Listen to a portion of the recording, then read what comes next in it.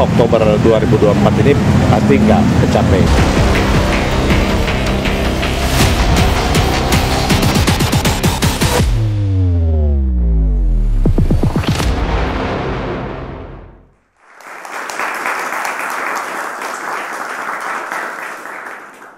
Halo, selamat malam. Apa kabar Anda hari ini? Seperti biasa, saya Caca Anissa menemani Anda di Indonesia Business Forum malam hari ini.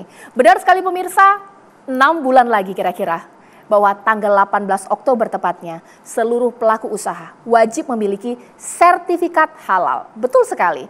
Mungkin kiranya untuk pelaku usaha modern bisa memenuhi hal tersebut. Lantas bagaimana dengan UMKM pemirsa? Itu dianggap yang punya tantangan terbesar memiliki sertifikasi halal adalah pelaku UMKM.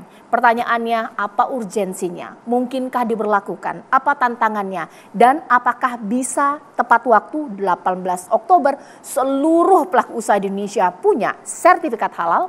Mari kita bahas di Indonesia Forum malam hari ini pemirsa bersama saya Caca Anissa. Dan tentunya di studio Indonesia Business Forum sejumlah narasumber sudah bersama saya di sini. Saya akan perkenalkan yang pertama pastinya Bapak Muhammad Akil Irham yang merupakan Kepala BPJPH.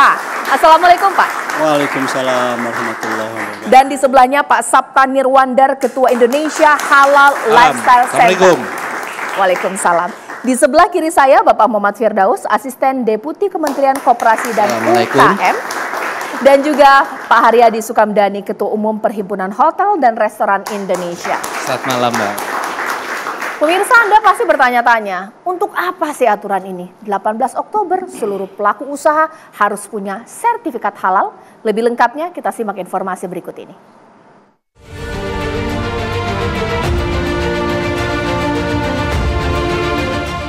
Lima bulan lagi, pelaku usaha, UKM dan UMKM wajib memiliki sertifikat halal. Kebijakan ini masuk dalam Undang-Undang Cipta Kerja Nomor 11 Tahun 2020 dan dituangkan dalam Peraturan Pemerintah Nomor 38 Tahun 2021. PP ini mengatur tahapan implementasi kewajiban sertifikasi halal. Untuk tahap pertama, wajib halal berlaku untuk subsektor produk makanan dan minuman, bahan baku, bahan tambahan pangan makanan dan minuman, serta produk hasil sembelihan paling lambat 17 Oktober 2024. Jika pelaku usaha tidak memiliki sertifikat halal, sejumlah sanksi telah disiapkan. Mulai dari peringatan tertulis, pencabutan sertifikat halal, dan atau penarikan barang dari peredaran, hingga denda administratif paling banyak 2 miliar rupiah. Badan Penyelenggara Jaminan Produk Halal memasang target 10 juta produk bersertifikat halal sampai tahun 2024. Namun tantangan terbesar adalah sektor UMKM. Untuk itu Menteri Koperasi dan UKM Teten Mas Duki meminta agar kebijakan ini ditunda bagi UMKM. Kita akan bicarakan dengan berbagai pihak ya, termasuk Kemendag, BPJPH. Karena perhitungan kita memang sertifikasi halal kalau diterapkan mulai Oktober 2024 ini pasti nggak tercapai. Meskipun kita terus akan mengejar ya. Berdasarkan data Kementerian Koperasi dan UKM, ada 64,2 juta pelaku UMKM di Indonesia. Sementara data Gabungan Pengusaha Makanan dan Minuman Indonesia mencatat sebanyak 1,7 juta adalah UKM makanan dan minuman. Dari jumlah ini, baru sekitar 160.000 UKM atau 10%-nya saja yang memiliki sertifikat halal. Lalu, apakah pemberian sertifikat halal bisa sesuai target?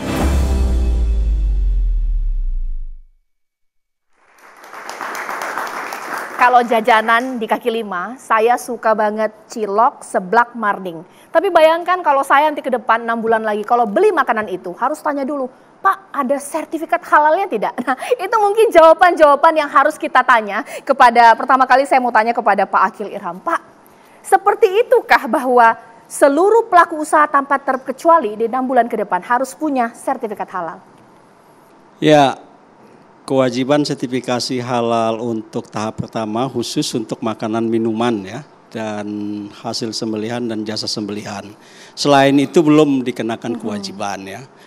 Ini seluruh pelaku usaha makanan minuman, warung ya, resto, rumah makan, kafe, pedagang, gerobak, tadi bakso, mie ayam, cilok dan seterusnya itu juga wajib bersertifikat halal. Kenapa kita ingin memberikan kepastian, jaminan, perlindungan kepada konsumen Indonesia akan hak-hak mereka untuk mendapatkan produk-produk yang sehat dan halal, halalan toibah gitu kan. Oke. Dari sekian banyak jumlah pelaku usaha mikro kecil di Indonesia, sekarang sebagian besar dari jumlah sertifikat halal yang sudah keluar di BPCPH 4,3 juta, separuh lebih itu adalah pelaku usaha UMKM yang sudah mendapatkan sertifikasi halal. Jadi BPCPH itu tidak hanya melaksanakan kewenangannya dalam hal melakukan sosialisasi, literasi, edukasi, publikasi, tetapi juga melakukan fasilitasi. Ya, fasilitasi pembiayaan sertifikasi halal untuk UMK secara gratis, 0 rupiah, tidak berbayar.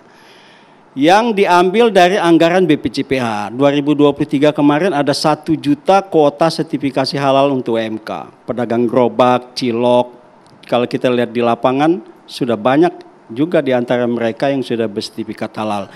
Kita lihat di lounge, di stasiun kereta api, di bandara, di pasar, di mall, sebagian besar sudah bersertifikat halal itu. Kalau kita mau lihat ya, di iklan-iklan TV One tadi saya di ruang tunggu lihat banyak sekali iklan-iklan yang sudah bersertifikat halal gitu kan. Itu sebagian karena ada ekosistem dan industri halal di Indonesia itu semakin lama semakin meningkat. Karena apa? Karena aktor-aktor sertifikasi halal itu sudah mulai banyak. Seperti misalnya jumlah lembaga pemeriksa halal yang dari 3 sekarang sudah ada 68 halal yang tersebar di seluruh Indonesia. Begitu juga jumlah pendamping proses produksi halal sekarang sudah ada 80.000 dari 200 lembaga pendamping proses produksi halal. 2 aktor ini adalah untuk melayani sertifikasi halal self declare maupun yang reguler gitu kan. Jadi saya kira fasilitasi pembiayaan BPCPH itu karena terbatas anggarannya, jadi kita bersinergi kolaborasi dengan kementerian, lembaga di tingkat pusat maupun Pemda-Pemda di daerah. Dalam waktu beberapa bulan yang lalu ya, di tahun 2023 November ada peraturan Menteri Dalam Negeri tentang pedoman penyusunan APBD. Itu nomenklatur diperbolehkan untuk membiayai sertifikasi halal melalui APBD untuk UMKM binaannya. Begitu juga Basnas, swasta, pemerintah di tingkat pusat, Kementerian Koperasi, Perindustrian, Pertanian juga melakukan pembiayaan fasilitasi sertifikasi halal untuk UMKM.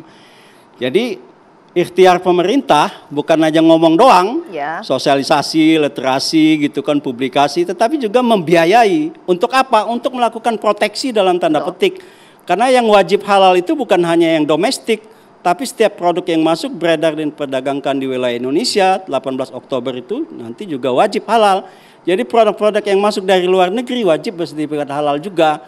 Nah sekarang ini ada 37 lembaga halal luar negeri dari 14 negara yang sudah melakukan MRA, Mutual Recognition Agreement dengan BPCPH. Sehingga nanti produk-produk mereka bisa masuk ke Indonesia. Nah kita bisa membayangkan kalau Oktober nanti konsumen Indonesia lebih memilih produk-produk halal impor dari luar karena produk-produk dalam negerinya sebagian besar belum bersertifikat halal. Oleh karena itu afirmasi intervensi kita melalui fasilitasi anggaran itu adalah untuk mendorong UMKM kita juga untuk melakukan produk-produknya agar mendapatkan sertifikasi halal. Baik, sekarang saya ingin ke Pak Firdaus pastinya. Pak, ini gimana? Siap nggak pelaku UKM dan UMKM kita? Ini 6 bulan lagi loh. Baik.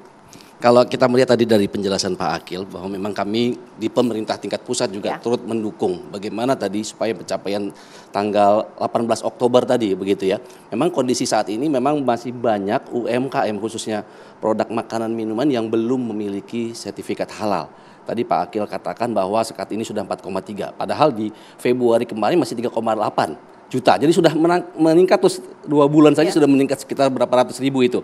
Kemudian yang dari usaha mikro sendiri sudah 2,9 Pak. Jadi 2,9 itu di bulan Februari. Nah sekarang bagaimana PR kita, bagaimana pelaku usaha mikro itu aware terhadap bahwa memang produk makanan mereka itu harus memiliki sertifikat halal tadi. gitu ya. Karena memang awareness ini perlu kita tingkatkan, Pak.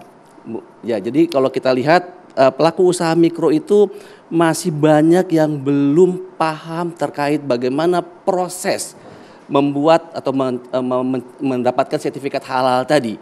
Bagaimana prosesnya, baik itu secara self declare tadi, memang gratis tadi ya, ataupun kalau memang dia produknya ada produk-produk hewani tadi, itu bisa reguler, itu belum paham banget.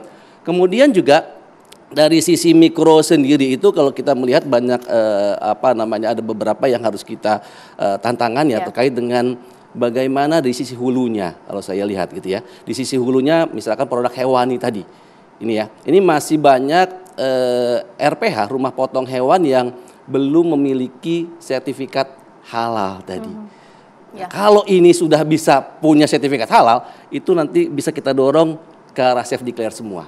Mungkin begitu, Mbak. Ya, ini menarik apa yang dikatakan oleh Pak Firdaus bahwa problematika terbesar adalah rantai pasok. Apakah memang semua secara general halal base, pemirsa? Atau mungkin kita pakai logika para pedagang. Pedagang kaki lima itu hari ini dagang, besok 6 bulan bisa nggak dagang lagi. Perlukah mereka sertifikat halal? Sesaat lagi di Indonesia Business Forum.